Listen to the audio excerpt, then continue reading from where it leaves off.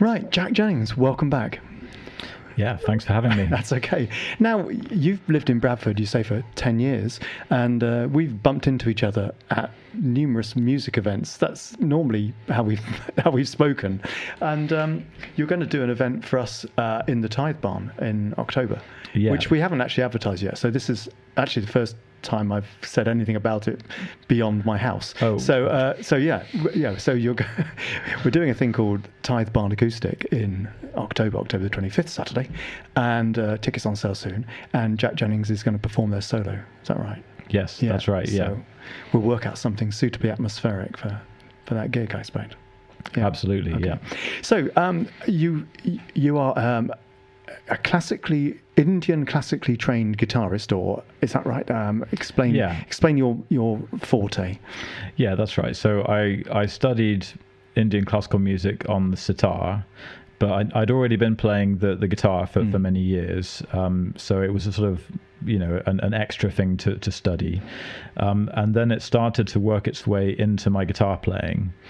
And then eventually I thought, well, let's see if I can actually try to take the traditional style and put it on the guitar. So I worked on that for many years. And then I started actually going to Indian classical teachers, but not with my sitar, actually with the electric guitar. Right. So then it was a direct translation from the sitar straight onto my guitar, and studying with vocalists as well, where they just sing and then you just have to imitate what they do on the instrument. So eventually it became more of a complete system where I could navigate all different areas of the music, but just with my guitar. Okay. So, and did you started playing the guitar first? At what sort of age was that? So I started playing at 10. Yeah. And what were you playing then? What sort of things were you learning? It was Jimi Hendrix. Yeah. I was playing actually in a blues band with older gentlemen. We had about 20 different people in like a big sort of blues orchestra. That was at the Folk House in Bristol, which is a lovely place. I don't know what's going on there these days, but it was a beautiful environment. So I was mostly playing blues, and endless guitar solos in my bedroom, playing along with records and stuff like that. Yeah. Okay. Tell us about this first track you've chosen. Yes, it's Free as a Bird by the Beatles, and this was one of the tracks that they reworked back in 1997. It was a demo tape of John Lennon that they discovered, and then they built a new track around it. And I just really, I love so much of the Beatles, but this one, because it came out, I was 10 when it came out, I almost felt like it kind of belonged to my generation a little bit. It felt like this has come out now. This is a new Beatles song. And we had it on a CD single, and we used to just play it all the time. So it reminds me of my family and being at home. Brilliant. Yeah. Okay, let's hear it. This is Free as a Bird by the Beatles.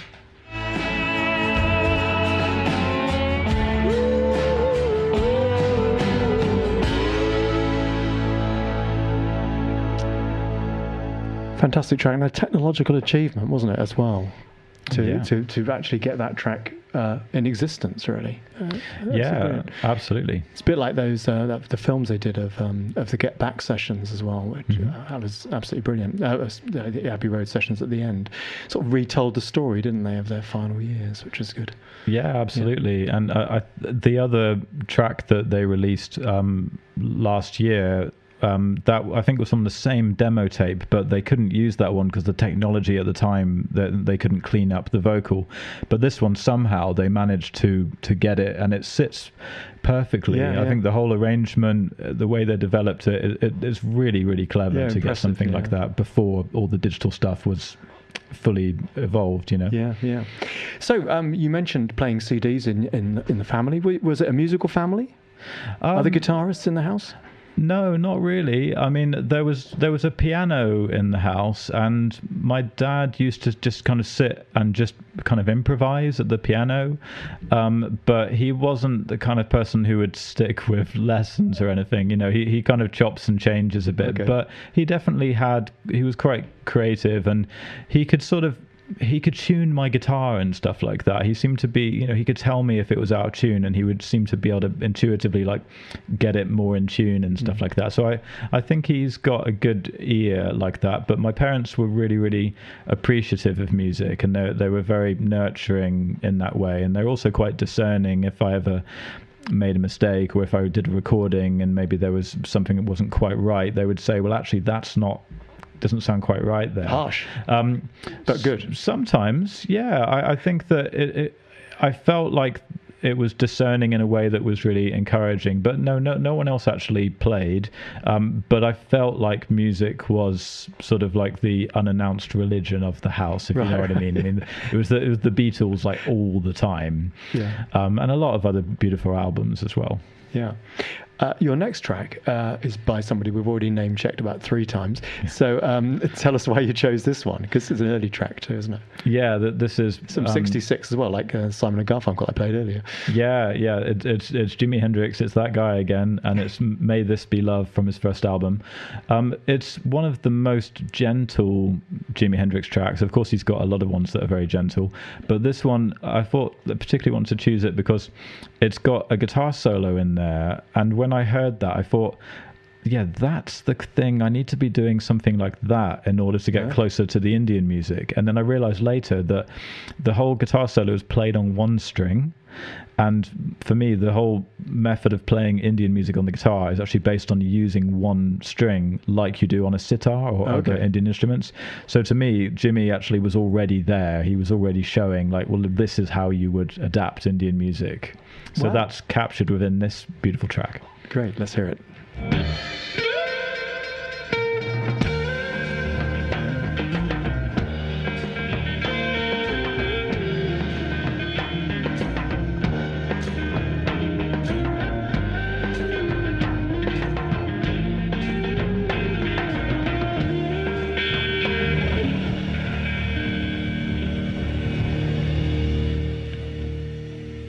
Amazing sounds he got out of the instrument back in those days.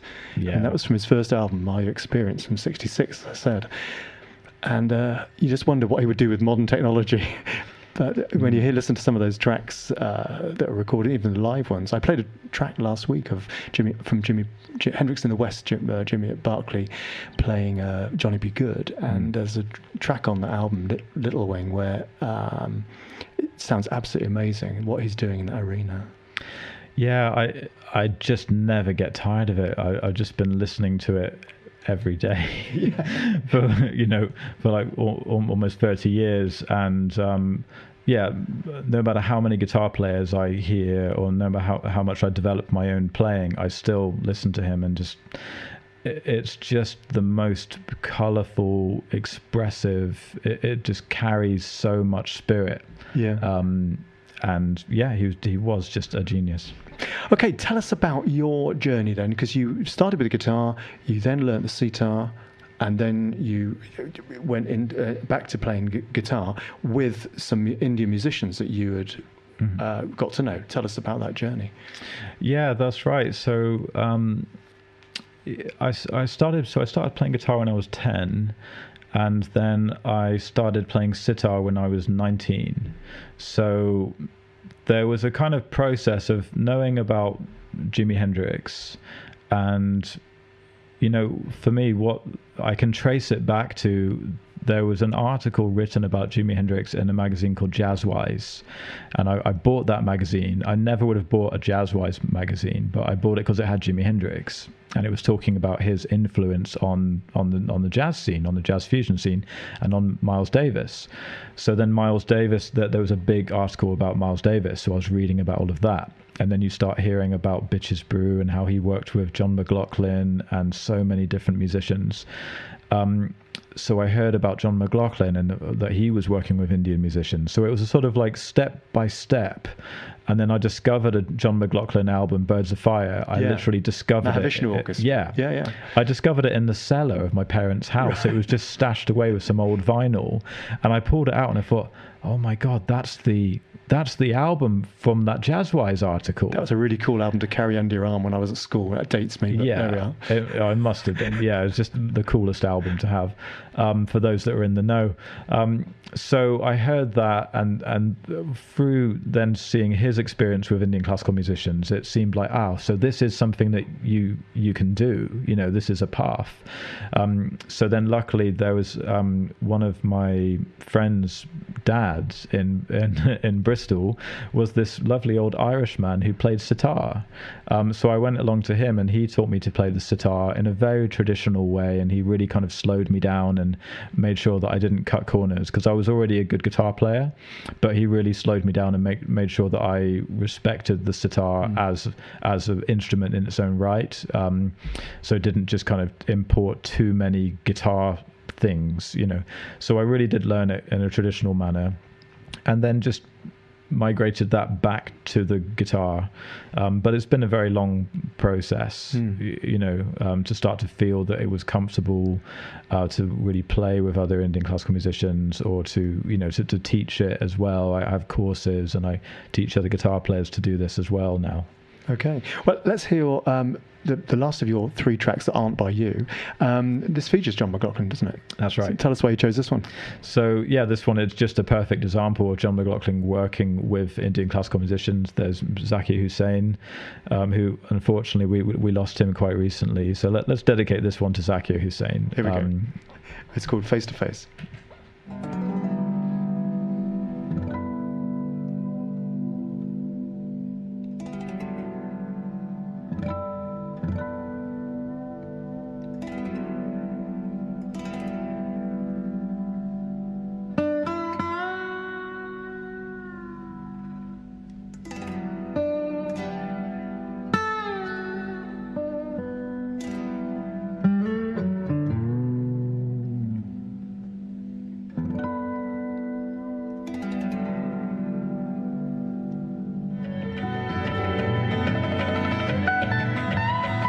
Face to Face by Shakti and John McLaughlin.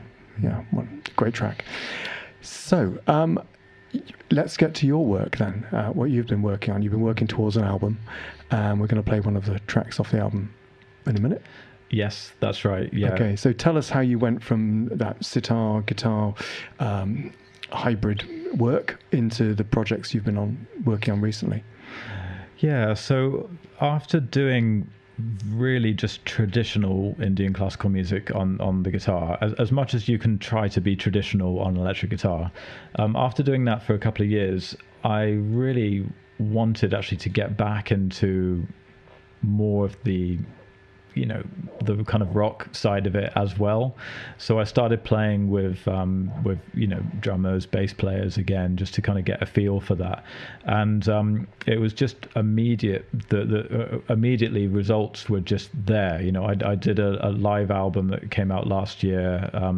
The band's called Nataraja, and we just immediately were having fantastic results, and I was taking Indian classical themes, but writing a bass line to go with it, and the drummer would start playing, and it was like the drums were the tabla and I was like the sitar, but with the electric guitar. So I was going kind of nuts really, and people just seemed to really like it.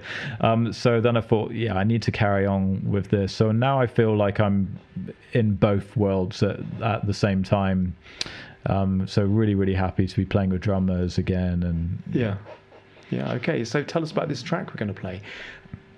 Yeah, so this is called Spirit at Play, and this is so exclusive that it's not even out yet, actually. It is going to be released on streaming services as a single on Monday, the 15th of September, so Monday next week. But this is a track, it's been with me for many years, actually, this track, and it's gone through different iterations depending on who I'm playing with. But it's got an amazing violinist called Omar Puente, fantastic band on here, and it has nature sounds that have been recorded in India or various parts of the world by Martyn Stewart. We can talk a bit more about that later, but it's got exotic nature sounds mixed in with the music, and just buckle in because this one's a bit ferocious.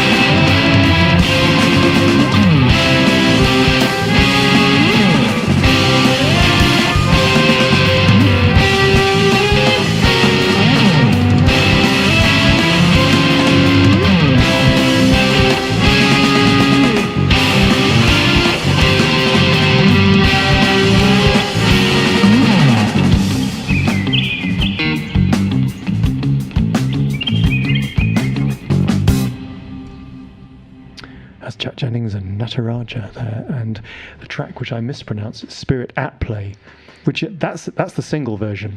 That's the single version. Yeah. How long is the album version? About 13 minutes. Yeah. No, it's fantastic stuff. I mean, it seems like worlds away from a blues guitar solo. Yeah. It's not so far. No. Yeah, no. I mean, the physicality of it is still coming from blues. There's certain passages in there that are taken more from an Indian classical sort of style of line, but for me there I'm happily existing with the sort of blues physicality and more of the Indian classical aesthetic as well. And there's a lot of there's jazz in there, but as a guitar player, a lot of it is about how your hand is like feeling on the instrument. There's a certain way of gripping the neck when you're playing blues. So yeah, it's still very much like blues driven deep down, but we just change a few notes. I think that's a Frank Zappa quote, isn't it? Oh yeah, or something. Yeah. Yeah, I think I know the one you mean. Yeah. Yeah.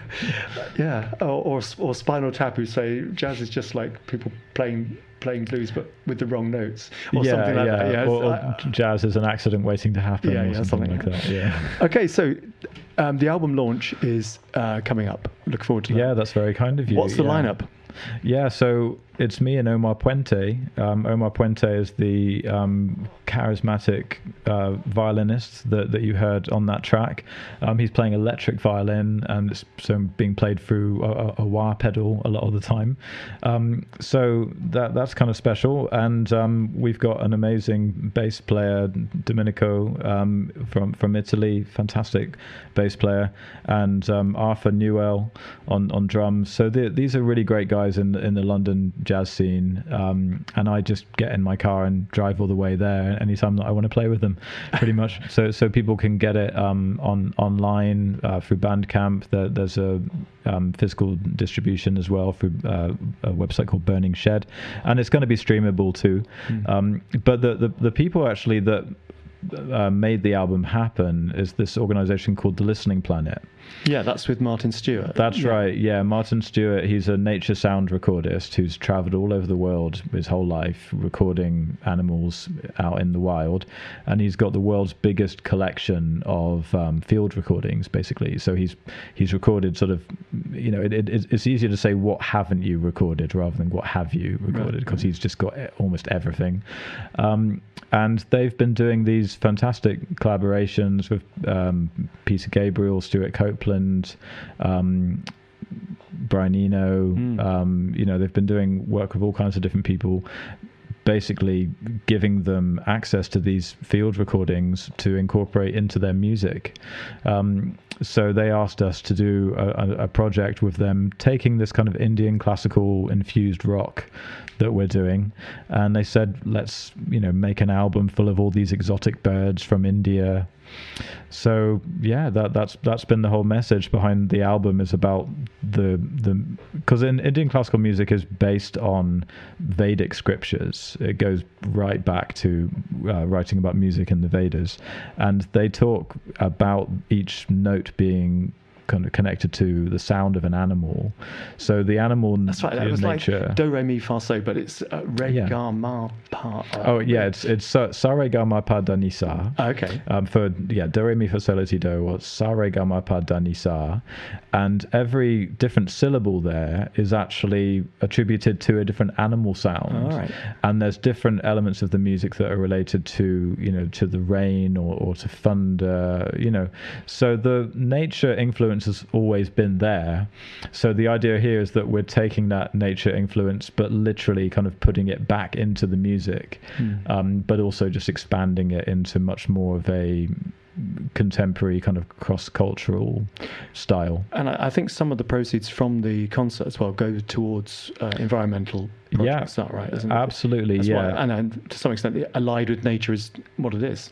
Yeah, absolutely. Yeah, we're teaming up with nature to make the album, and there's conservation projects going on through the Listening Planet to help support the habitats, to support these some of the most vulnerable animals. So yeah, every ticket sold, a portion of that goes to the conservation efforts, and every stream that's listened to, every album that's bought, there'll be a percentage of that. So there's some music on Spotify and all different streaming platforms. Some of it's out there already. If you just search for Jack Jennings, or you can search for the Listening Planet, then there's some you can listen to now. I'll put a link on, when I put the link out for this show, I'll put a link on there as well. So thank you very much, Jack Jennings, for coming in tonight and sharing that with us. That's certainly an area we have not explored on this show before. If you can't get up to London to see you at King's Place, then Tithe Barn in Bradford on Avon on the 25th of October will be your second best. Yeah. Oh, it's going to be a good one. Yeah, and I'm actually going to be, I'm using tracks that we did in the studio, but they're isolated tracks, so I can sort of almost like recreate them live. So it's like I've got the guys kind of with me, but you know, we're doing some of the more ambient sort of gentle ones, so it's not as if there's an invisible drummer sort of going nuts, but some of the more ambient gentle ones, and all the animal sounds are incorporated into that as well. So I will be playing along with rare Indian birds in the Tithe Barn. Fantastic. Yeah, I don't think in English Heritage too fond of drummers, ambient or otherwise, but animal noise is perfect. Yeah. Well, thanks again, and look forward to that show. Thanks very much.